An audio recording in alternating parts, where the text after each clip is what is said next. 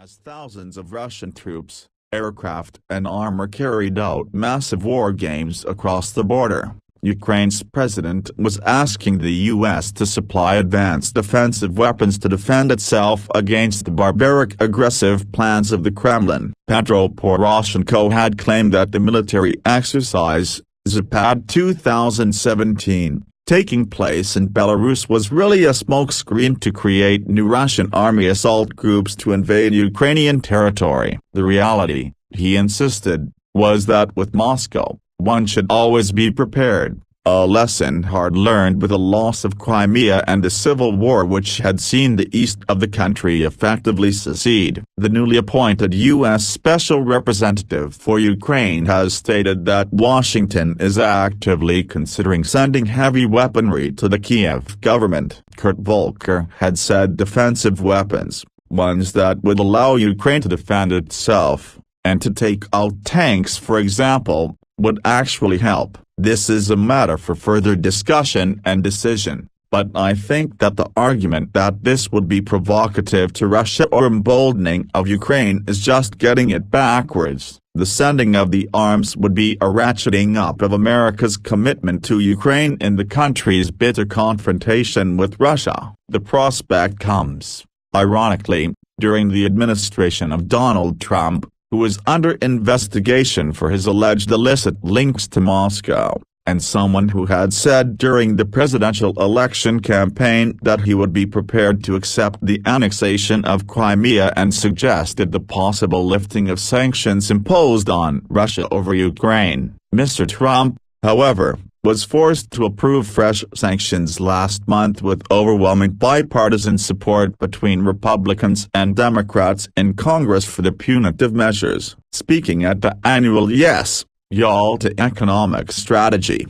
Summit in Kiev, Mr. Poroshenko maintained it was vitally important for America and Western Europe to keep sanctions in place. Sanctions against Russia must be in force until full implementation of Minsk agreements, ceasefire deal, and restoring the sovereignty of Ukraine over Crimea and Donbas. He said, "I would like to thank the United States for its leadership in strengthening sanctions against the aggressor. The price for aggression must keep rising. It must be unbearably hard to keep what was unlawfully taken, or, more bluntly, cynically stolen." Mr. Poroshenko declared that the international conference would once again be held where it used to be, Yalta, before the Crimea passed under Russian control. Regarding Crimea, we are being advised to put it off, to freeze it, or simply to forget about it. Only short-sighted politicians could give such advice,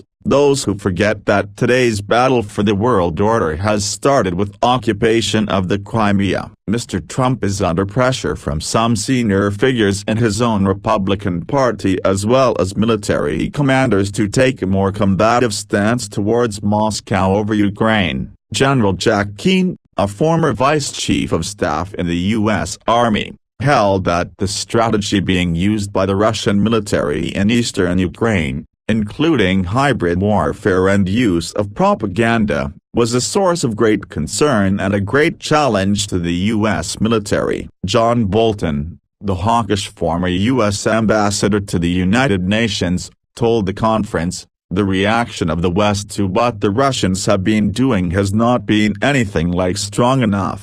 I don't know whether the Trump administration will send effective military equipment to Ukraine. It is something I would have done years ago. What we will be seeing from Vladimir Putin is a lot of testing of the West, of the type we are seeing with these exercises in Belarus." Newt Gingrich, the former Speaker of the U.S. House of Representatives and a Trump supporter who has written a biography of the U.S. president, accused President Putin of breaking every norm of international relations decisively and held there was a strong argument for supplying weapons to Kiev. However, he held that Russian aggression was not sustainable. "It is costing them too much in every way," Russia will lose by exhaustion at the end. I think you will start to see some face-saving action as they are forced to retreat. It was left to former Secretary of State John Kerry to point out that Russia's action may be the result, at least partly, of Western behavior in the past. He recalled the triumphalism following the fall of the Berlin Wall and the failure to appreciate Moscow's apprehension over the eastward expansion of NATO to Russia's borders. Russia may also have felt hoodwinked over the Libyan conflict, he said, in which a UN resolution to protect civilians turned into a NATO bombing campaign against the Gaddafi regime. There has to be a process of dialogue, said Mr. Kerry, otherwise there is a danger we will find ourselves pushed more and more into a corner.